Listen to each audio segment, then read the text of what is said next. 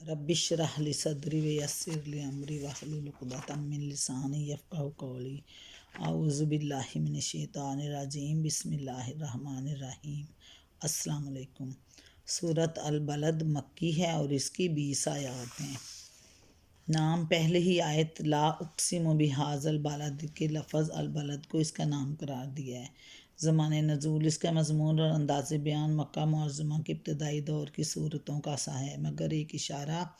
اس میں ایسا موجود ہے جو پتہ دیتا ہے کہ اس کے نزول کا زمانہ وہ تھا جب کفار مکہ رسول اکرم صلی اللہ علیہ وآلہ وسلم کی دشمنی پر تل گئے تھے اور آپ کے خلاف ہر ظلم و زیادتی کو انہوں نے اپنے لیے حلال کر لیا تھا۔ موضوع اور مضمون اس سورہ میں ایک بہت بڑے مضمون کو چند مختصر جملوں میں سمیٹ دیا ہے، اور یہ قرآن کا کمال اعجاز ہے کہ ایک پورا نظریہ حیات جسے مشکل سے ایک ضخیم کتاب میں بیان کیا جا سکتا تھا، اس چھوٹی سی صورت کے چھوٹے چھوٹے فکروں میں نہایت مؤثر طریقے سے بیان کر دیا گیا ہے۔ اس کا موضوع دنیا میں انسان کی اور انسان کے لیے دنیا کی صحیح حیثیت سمجھانا اور یہ بتانا کہ خدا نے انسان کے لیے سعادت اور شقاوت کے دونوں راستے کھول کر رکھ دیے ہیں، ان کو دیکھنے اور ان پر چلنے کے وسائل بھی اسے فراہم کر دیے ہیں، اور اب یہ انسان کی اپنی کوشش اور محنت پر موقوف ہے کہ وہ سعادت کی راہ چل کر اچھے انجام کو پہنچتا ہے یا شقاوت کی راہ اختیار کر کے برے انجام سے دوچار ہوتا ہے۔ سب سے پہلے شہر مکہ اور اس میں رسول اکرم صلی اللہ علیہ وآلہ وسلم پر گزرنے والے مصائب اور پوری اولاد آدم کی حالت کو اس حقیقت پر گواہ کی حیثیت سے پیش کیا گیا ہے کہ یہ دنیا انسان کے لیے آرام گاہ نہیں ہے جس میں وہ مزے اڑانے کے لیے پیدا کیا گیا ہو، بلکہ یہاں اس کی پیدائش ہی مشقت کی حالت میں ہوئی ہے۔ اس مضمون کو اگر سورہ نجم کی آیت 39 لیس للانسان الا ما سعی کے ساتھ ملا کر دیکھا جائے تو بات بالکل واضح ہو جاتی ہے کہ اس کارگاہ دنیا میں انسان کے مستقبل کا انحصار اس کی سعی و کوشش اور محنت و مشقت پر ہے۔ اس کے بعد انسان کی یہ غلط فہمی دور کی گئی ہے کہ یہاں بس وہی وہ ہے اور اوپر کوئی بالا تر طاقت نہیں ہے جو اس کے کام کی نگرانی کرنے والی اور اس پر مواخذہ کرنے والی ہو۔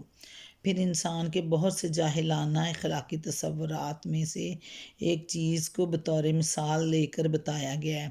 کہ دنیا میں اس نے بڑائی اور فضیلت کے کیسے غلط معیار تجویز کر رکھے ہیں۔ جو شخص اپنی کبریائی کی نمائش کے لیے ڈھیروں مال لٹاتا ہے وہ خود بھی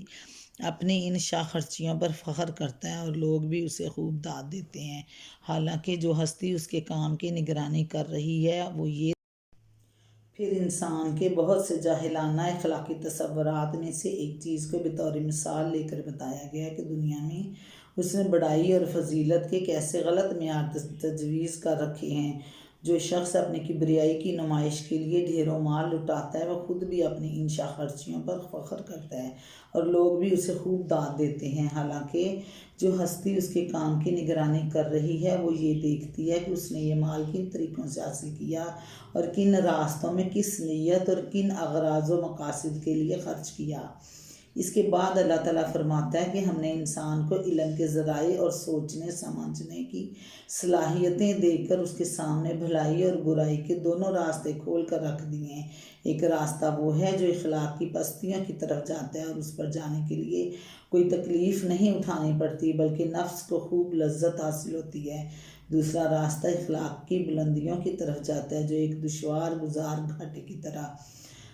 اس پر چلنے کے لیے آدمی کو اپنے نفس پر جبر کرنا پڑتا ہے۔ انسان کی کمزوری ہے کہ وہ اس گھاٹی پر چڑھنے کی بنسبت کھڈ میں لڑھکنے کو ترجیح دیتا ہے۔ پھر اللہ تعالیٰ نے فرمایا ہے اور اللہ تعالیٰ نے بتایا ہے کہ وہ گھاٹی کیا ہے جس سے گزر کر آدمی بلندیوں کی طرف جا سکتا ہے۔ وہ یہ ہے کہ ریا اور فخر اور نمائش کی خرچ چھوڑ کر آدمی اپنا مال یتیموں اور مسکینوں کی مدد پر خرچ کرے، اللہ اور اس کے دین پر ایمان لائے اور ایمان لانے والوں کے گروہ میں شامل ہو کر ایک ایسے معاشرے کی تشکیل میں حصہ لے جو صبر کے ساتھ حق پرستی کے تقاضوں کو پورا کرنے والا اور خلق پر رحم کرنے والا ہو۔ اس راستے پر چلنے والوں کا انجام یہ ہے کہ آدمی اللہ کی رحمتوں کا مستحق ہو اور اس کے برعکس دوسرا راستہ اختیار کرنے والوں کا انجام دوزخ کی آگ ہے جس سے نکلنے کے سارے دروازے بند ہیں۔ بسم اللہ الرحمن الرحیم۔ لا اقسم بہذا البلد، نہیں میں قسم کھاتا ہوں اس شہر کی، وانت حل بہذا البلد، اور حال یہ ہے کہ اے نبی صلی اللہ علیہ وآلہ وسلم اس شہر میں تم کو حلال کر لیا گیا ہے، والد وما ولدا، اور قسم کھاتا ہوں باپ کی اور اس اولاد کی جو اس سے پیدا ہوئی، لقد خلقنا الانسان فی کبد، اور در حقیقت ہم نے انسان کو مشقت میں پیدا کیا ہے، ایحسب ان لن یقدر علیہ احد، کیا اس نے یہ سمجھ رکھا ہے کہ اس پر کوئی قابو نہ پا سکے گا، یقول اہلکت مالا لبدا، کہتا ہے کہ میں نے ڈھیروں مال اڑا دیا، لا اقسم بہذا البلد، نہیں میں قسم کھاتا ہوں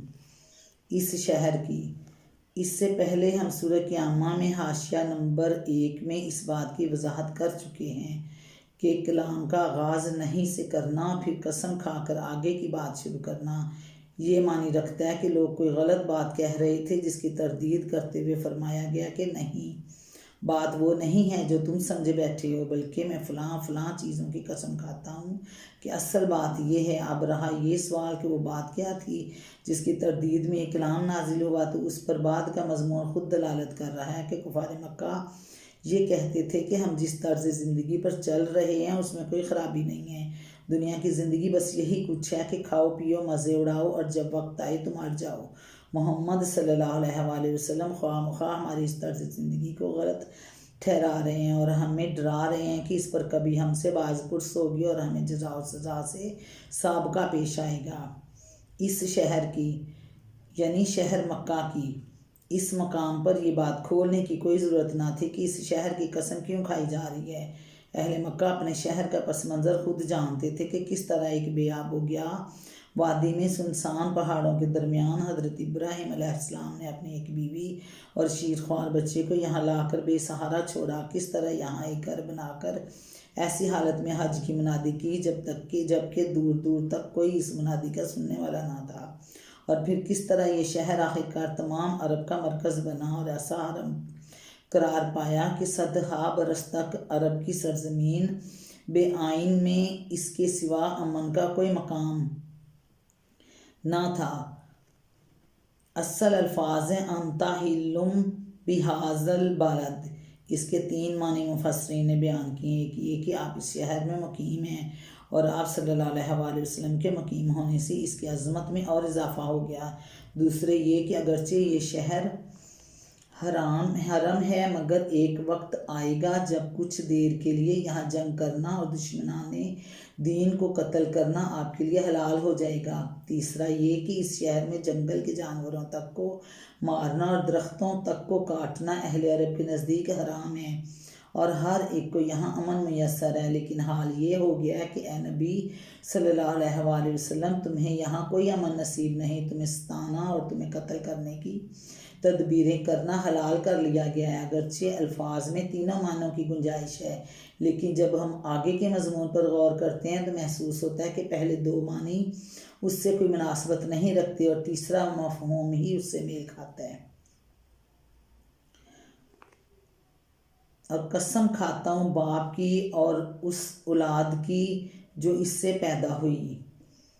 چونکہ مطلقاً باپ اور اسے پیدا ہونے والی اولاد کے الفاظ استعمال کیے گئے ہیں اور آگے انسان کا ذکر کیا گیا ہے، اس لیے باپ سے مراد حضرت آدم علیہ السلام ہی ہو سکتے ہیں اور ان سے پیدا ہونے والی اولاد سے مراد وہ تمام انسان ہیں جو دنیا میں پائے گئے ہیں، اب پائے جاتے ہیں اور آئندہ پائے جائیں گے۔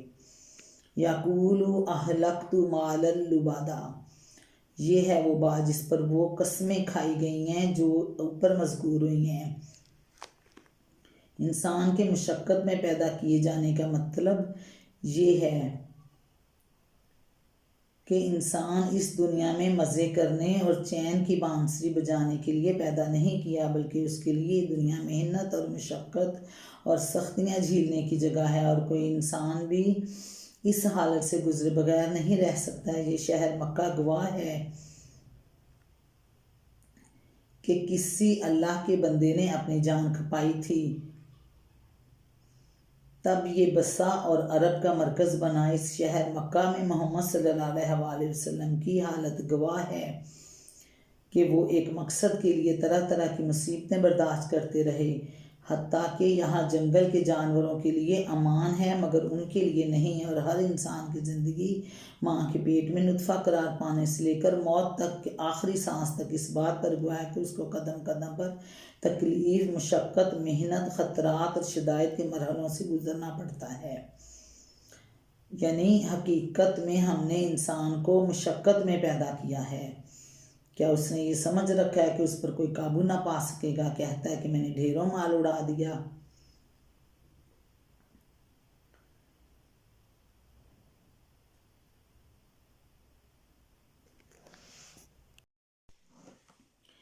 یہ ہے وہ بات جس پر وہ قسمیں کھائی گئی ہیں جو اوپر مذکور ہوئیں۔ انسان کی مشقت میں پیدا کی جانے کا مطلب یہ ہے کہ انسان اس دنیا میں مزے کرنے اور چین کی بانسری بجانے کے لیے پیدا نہیں کیا گیا ہے، بلکہ اس کے لیے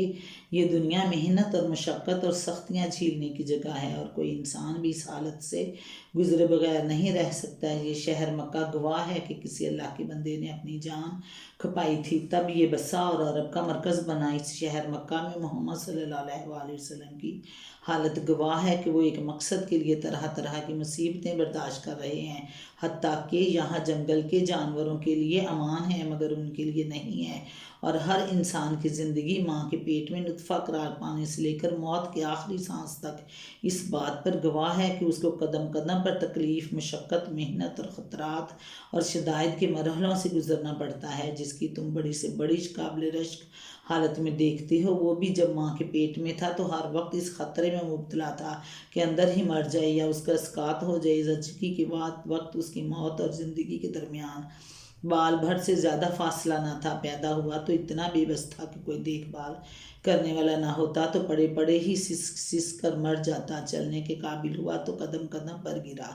پڑتا تھا۔ بچپن سے جوانی بڑھاپے تک ایسے ایسے جسمانی تغیرات سے اس کو گزرنا پڑا کہ کوئی تغیر بھی غلط سمت میں ہو جاتا تو اس کی جان کے لالے پڑ جاتے۔ وہ اگر بادشاہ یا ڈکٹیٹر بھی ہے تو کسی وقت اس اندیشے سے اس کو چین نصیب نہیں ہے کہ کہیں اس کے خلاف کوئی سازش نہ ہو جائے۔ اگر وہ فاتح عالم بھی ہے تو کسی وقت اس خطرے سے امن میں نہیں ہے کہ اس کے اپنے سپہ سالاروں میں سے کوئی بغاوت نہ کر بیٹھے۔ وہ اگر اپنے وقت کا قارون بھی ہے تو اس فکر میں ہر وقت غلطاں و پیچاں ہے کہ اپنی دولت کیسے بڑھائے اور کس طرح اس کی حفاظت کرے۔ غرض کوئی شخص بھی بے غل و غش چین کی نعمت سے بہرہ مند نہیں ہے، کیونکہ انسان پیدا ہی مشقت میں کیا گیا ہے۔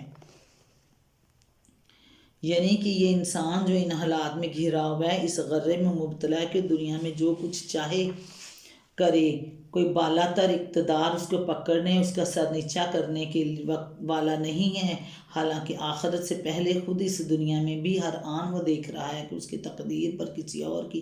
فرمانروائی قائم ہے، جس کے فیصلوں کے آگے اس کی ساری تدبیریں دھری کی دھری رہ جاتی ہیں۔ زلزلے کا ایک جھٹکا ہو، ہوا کا ایک طوفان اور دریاؤں اور سمندروں کی ایک طغیانی اسے یہ بتا دینے کے لیے کافی ہے کہ خدائی طاقتوں کے مقابلے میں کتنا بلبوتا رکھتا ہے۔ ایک اچانک حادثہ اچھے خاصے بھلے چنگے انسان کو اپاہج بنا کر رکھ دیتا ہے۔ تقدیر کا ایک پلٹا بڑے سے بڑے اقتدار آدمی کو عرش سے فرش پر لا گراتا ہے۔ عروج کی آسمان پر پہنچی قوموں کی قسمتیں جب بدلتی ہیں تو وہ اسی دنیا میں ذلیل و خوار ہو کر رہ جاتی ہیں جہاں کوئی ان سے آنکھ ملانے کی ہمت نہ رکھتا تھا۔ اس انسان کے دماغ میں آخر کہاں سے یہ ہوا بھر گئی کہ کسی کا اس پر بس نہیں چل سکتا۔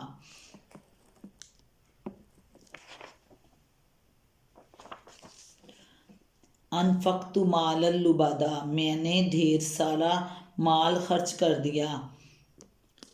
نہیں کہا بلکہ اہلکت مالا لبادا کہا، جس کے لفظی معنی ہے میں نے ڈھیر سا مال ہلاک کر دیا، یعنی لٹا دیا یا اڑا دیا۔ یہ الفاظ ظاہر کرتے ہیں کہ کہنے والے کو اپنی مالداری پر کتنا فخر تھا کہ جو ڈھیر سا مال اس نے خرچ کیا وہ اس کی مجموعی دولت کے مقابلے میں اتنا ہیچ تھا کہ اس کے لٹا دینے یا اڑا دینے کی اسے کوئی پرواہ نہ تھی۔ اور یہ مال اڑا دینا تھا کس مد میں؟ کسی حقیقی نیکی کے کام میں نہیں، جیسا کہ آگے اس کی آیات سے خود بخود مترشح ہوتا ہے، کہ بلکہ اپنی دولت مندی کی نمائش اور اپنے فخر اور اپنی بڑائی کی اظہار میں قصیدہ گو شاعروں کو بھاری انعامات دینا، شادی اور غمی کی رسموں میں سینکڑوں ہزاروں آدمیوں کی دعوت کر ڈالنا، جوے میں ڈھیروں دولت ہار دینا، جوا جیت جانے پر اونٹ کاٹنا اور خوب یاروں دوستوں کو کھلانا، میلوں میں بڑے لاؤ لشکر کے ساتھ جانا اور دوسرے سرداروں سے بڑھ کر شان و شوکت کا مظاہرہ کرنا، تقریبات میں بے تحاشا کھانے پکوانا اور اذن عام دے دینا کہ جس کا جی چاہے آئے اور کھائے، یا اپنے ڈیر پر کھلا لنگر جاری رکھنا کہ دور دور تک یہ شہرت ہو جائے کہ فلاں رئیس کا دسترخوان بڑا وسیع ہے، یہ اور ایسے ہی دوسرے نمائشی اخراجات تھے جنہیں جاہلیت میں آدمی کی فیاضی اور فراخ دلی کی علامات اور اس کی بڑائی کا نشان سمجھا جاتا تھا۔ انہی پر ان کی تعریفوں کے ڈنکے بجتے تھے، انہی پر ان کی مدح کے قصیدے پڑھے جاتے تھے، اور وہ خود بھی ان پر دوسروں کے مقابلے میں اپنا فخر جتاتے تھے۔ یحسب ان لم یرہ احد الم نجعل لہ عینین، کیا یہ وہ سمجھتا ہے کسی نے اس کو نہیں دیکھا؟ یعنی کیا یہ فخر جتلانے والا یہ نہیں سمجھتا کہ اوپر کوئی خدا بھی ہے جو دیکھ رہا ہے؟ کن ذرائع سے اس نے یہ دولت حاصل کی، کن کاموں میں اسے کھپایا، اور کس نیت، کن اغراض اور کن مقاصد کے لیے اس نے یہ سارے کام کیے؟ کیا وہ سمجھتا ہے کہ خدا کے ہاں اس فضول خرچی، اس شہرت طلبی اور اس تفاخر کی کوئی قدر ہوگی؟ کیا اس کا خیال ہے کہ دنیا کی طرح خدا بھی اسے دھوکہ کھا جائے گا؟ الم نجعل لہ عینین، کیا ہم نے اسے دو آنکھیں، ولسانا وشفتین، اور ایک زبان اور دو ہونٹ نہیں دیے؟ مطلب یہ ہے کہ کیا ہم نے اسے علم اور عقل کے ذرائع نہیں دیے؟ دو آنکھوں سے مراد گائے بھینس کی آنکھیں نہیں بلکہ انسانی آنکھیں ہیں، جنہیں کھول کر آدمی دیکھے تو اسے ہر طرف وہ نشانات نظر آئیں جو حقیقت کا پتہ دیتے ہیں، صحیح غلط کا فرق سمجھتے ہیں۔ زبان اور ہونٹ سے مراد محض بولنے کے آلات نہیں ہیں بلکہ نفس ناطقہ ہے جو ان آلات کی پشت پر سوچنے سمجھنے کا کام کرتا ہے، پھر ان سے اظہار ما فی الضمیر کا کام لیتا ہے۔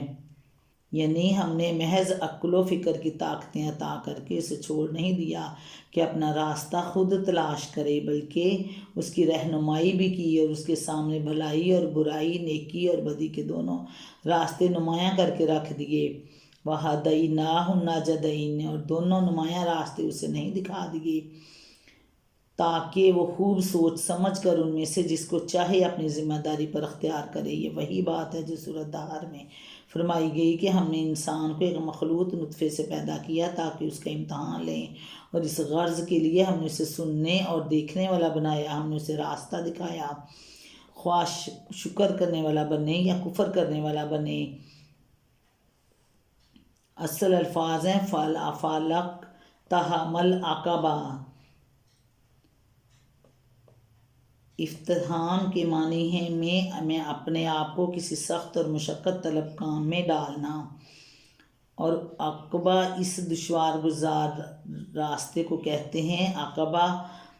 جو بلندی پر جانے کے لیے پہاڑوں میں سے گزرتا ہے۔ پس آیت کا مطلب یہ ہے کہ دو راستے جو ہم نے اسے دکھائے ان میں سے ایک بلندی کی طرف جاتا ہے،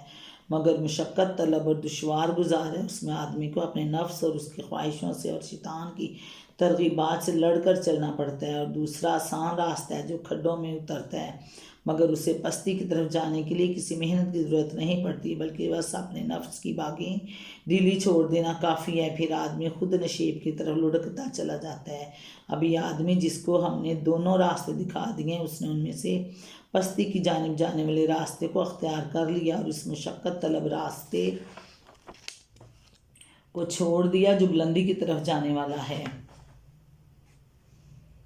فَلَقْتَحَمَ الْعَقَبَہ وَمَا أَدْرَاكَ مَا الْعَقَبَہ فَكُّ رَقَبَةٍ أَوْ إِطْعَامٌ فِي يَوْمٍ ذِي مَسْغَبَةٍ يَتِيمًا ذَا مَقْرَبَةٍ أَوْ مِسْكِينًا ذَا مَتْرَبَةٍ ثُمَّ كَانَ مِنَ الَّذِينَ آمَنُوا وَتَوَاصَوْا بِالصَّبْرِ وَتَوَاصَوْا بِالْمَرْحَمَةِ۔ اور دونوں نمایاں راستے اسے نہیں دکھا دیے، مگر اس نے دشوار گزار گھاٹی سے گزرنے کی ہمت نہ کی۔ اور تم کیا جانو کہ کیا ہے وہ دشوار گزار گھاٹی؟ کسی گردن کو غلامی سے چھڑانا، یا فاقے کے دن کسی قریبی یتیم یا خاک نشین مسکین کو کھانا کھلانا، پھر اس کے ساتھ یہ کہ آدمی ان لوگوں میں شامل ہو جو ایمان لائے اور جنہوں نے ایک دوسرے کو صبر اور خلق خدا پر رحم کرنے کی تلقین کی۔ اولئک اصحاب المیمنۃ والذین کفروا بآیاتنا ھم اصحاب المشأمہ علیہم نار موصدۃ۔ یہ لوگ ہیں دائیں بازو والے، اور جنہوں نے ہماری آیات کو ماننے سے انکار کیا وہ بائیں بازو والے ہیں، ان پر آگ چھائی ہوئی ہوگی۔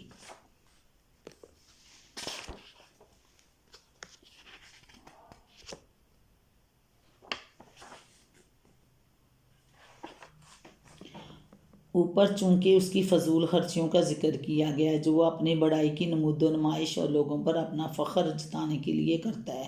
اس لیے اب اس کے مقابلے میں بتایا گیا کہ وہ کون سا خرچ اور مال کا کون سا مصرف ہے جو اخلاق کی پستیاں میں گرانے کی بجائے آدمی کو بلندیوں کی طرف لے جاتا ہے، مگر اس میں نفس کی کوئی لذت نہیں ہے، بلکہ آدمی کو اس کے لیے اپنے نفس پر جبر کر کے اصرار اور قربانی سے کام لینا پڑتا ہے۔ وہ خرچ یہ ہے کہ آدمی کسی غلام کو خود آزاد کرے یا اس کی مالی مدد کرے تاکہ وہ اپنا فدیہ ادا کر کے رہائی حاصل کر لے، یا کسی غریب کی گردن قرض کے جال سے نکالے، یا کوئی بے وسیلہ آدمی اگر کسی تاوان کے بوجھ سے لد گیا ہو تو اس کی جان اس سے چھڑائی جائے۔ اس طرح وہ خرچ یہ ہے کہ آدمی بھوک کی حالت میں کسی قریبی یتیم یعنی رشتہ دار، پڑوسی یتیم اور کسی ایسے بے کس محتاج کو کھانا کھلائے جسے غربت و افلاس کی شدت نے خاک میں ملا دیا ہو۔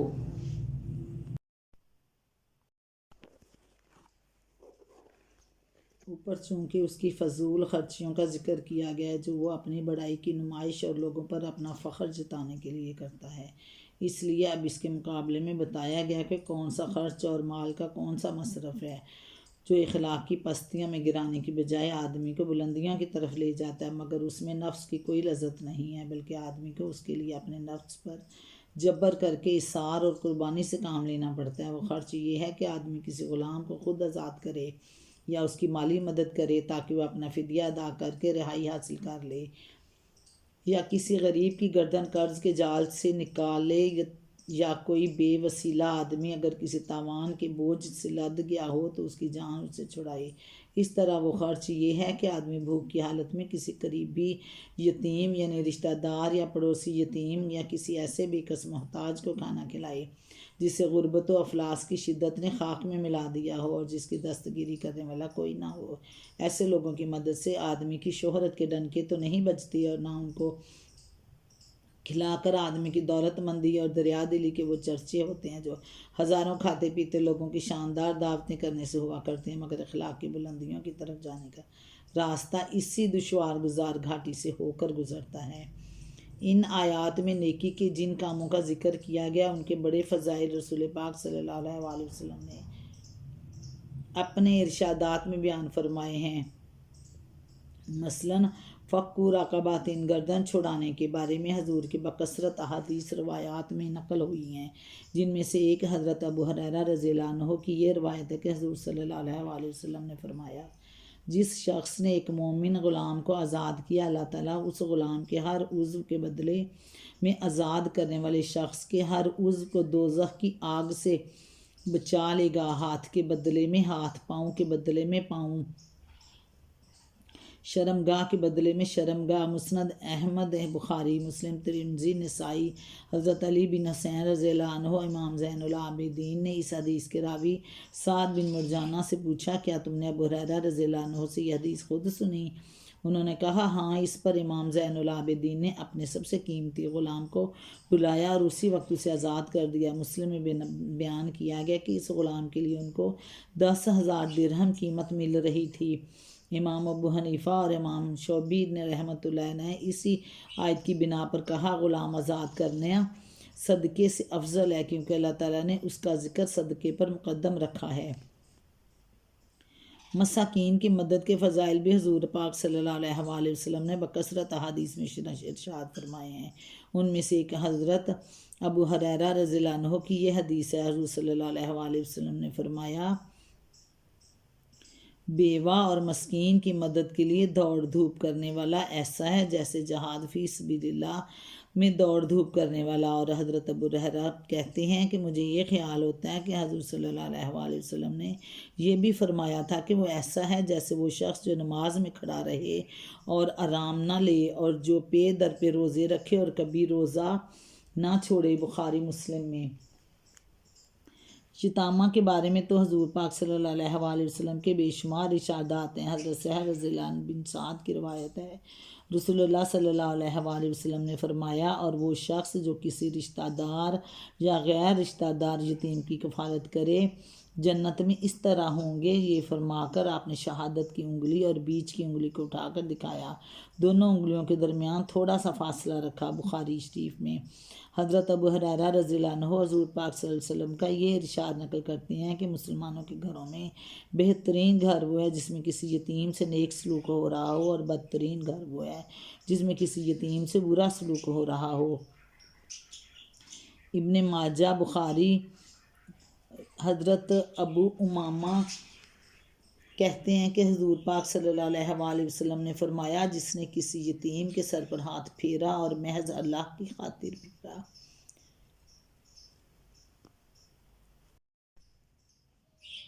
حضرت ابو امامہ کہتے ہیں کہ حضور پاک صلی اللہ علیہ وآلہ وسلم نے فرمایا، جس نے کسی یتیم کے سر پر ہاتھ پھیرا اور محض اللہ کی خاطر پھیرا، اس بچے کے ہر بال کے بدلے جس شخص کا ہاتھ گزرا اس کے لیے نیکیاں لکھی جائیں گی۔ حضرت ابو امامہ رضی اللہ عنہ کہتے ہیں کہ حضور پاک صلی اللہ علیہ وآلہ وسلم نے فرمایا، جس نے کسی یتیم کے سر پر ہاتھ پھیرا اور محض اللہ کی خاطر پھیرا، اس بچے کے ہر بال کے بدلے جس پر اس شخص کا ہاتھ گزرا اس کے لیے نیکیاں لکھی جائیں گی۔ اور جس نے کسی یتیم لڑکے یا لڑکی کے ساتھ نیک برتاؤ کیا اور جنت میں اس طرح ہوں گے۔ اور یہ فرما کر حضور پاک صلی اللہ علیہ وآلہ وسلم نے اپنی دونوں انگلیاں ملا کر بتائیں۔ مسند احمد ترمذی۔ ابن عباس رضی اللہ عنہ کا بیان ہے کہ سرکار رسالت مآب صلی اللہ علیہ وآلہ وسلم نے ارشاد فرمایا، جس نے کسی یتیم کو اپنے کھانے اور پینے میں شامل کیا، اللہ نے اس کے لیے جنت واجب کر دی، الا یہ کہ وہ کوئی ایسا گناہ نہ کر بیٹھا ہو جو معاف نہیں کیا جا سکتا۔ شرح سنہ میں حضرت ابو ہریرہ رضی اللہ عنہ فرماتے ہیں کہ ایک شخص نے رسول پاک صلی اللہ علیہ وآلہ وسلم سے شکایت کی، میرا دل سخت ہے۔ حضور پاک صلی اللہ علیہ وآلہ وسلم نے فرمایا، یتیم کے سر پر ہاتھ پھیر اور مسکین کو کھانا کھلا۔ یعنی ان اوصاف کے ساتھ یہ ضروری ہے کہ آدمی مومن ہو، کیونکہ ایمان کے بغیر نہ کوئی عمل صالح ہے اور نہ اللہ کے ہاں وہ مقبول ہو سکتا ہے۔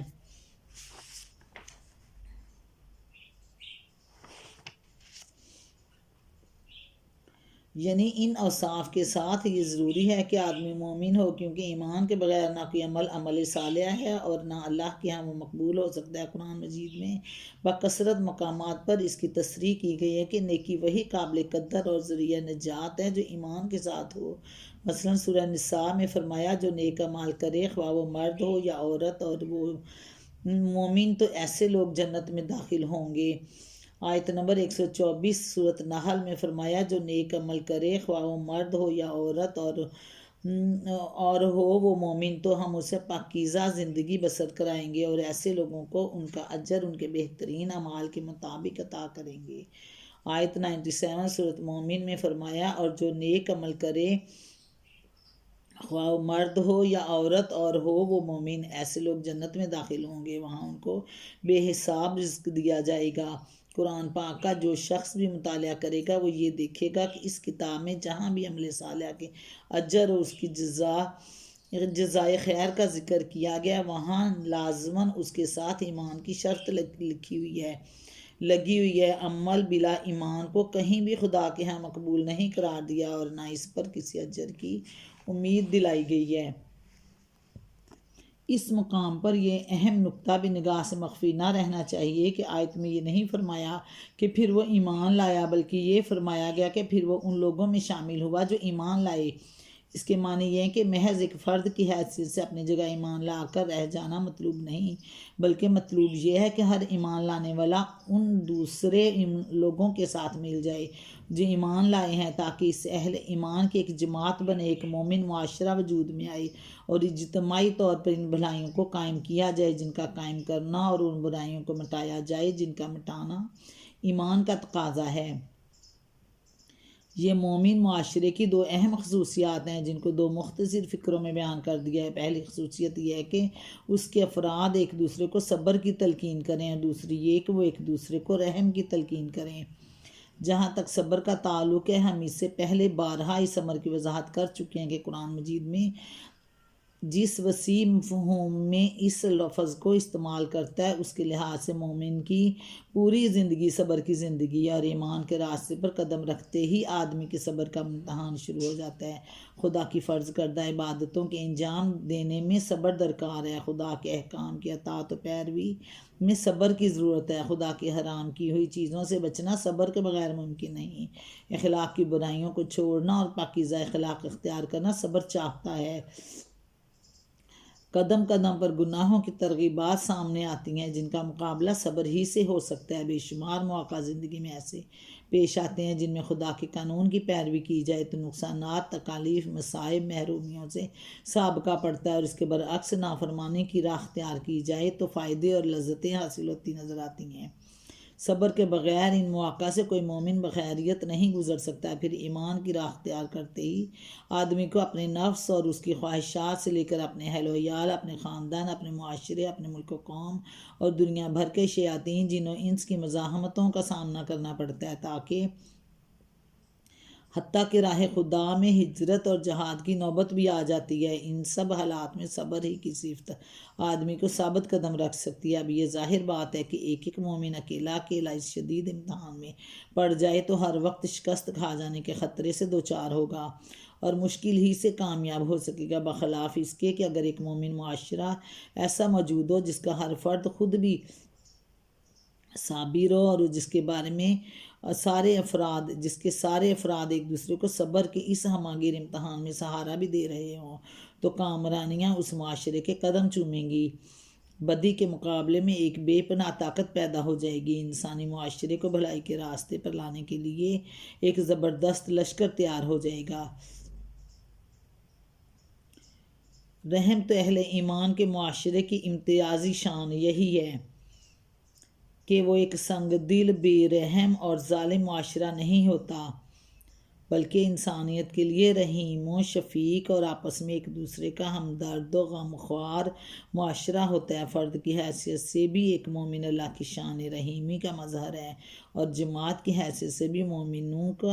مومنوں کا گروہ خدا کے اس رسول کا نمائندہ ہے جس کی تعریف میں فرمایا گیا کہ وَمَا أَرْسَلْنَاكَ إِلَّا رَحْمَةً لِّلْعَالَمِينَ۔ حضور پاک صلی اللہ علیہ وآلہ وسلم نے سب سے بڑھ کر جس بلند اخلاقی صفت کو اپنی امت میں فروغ دینے کی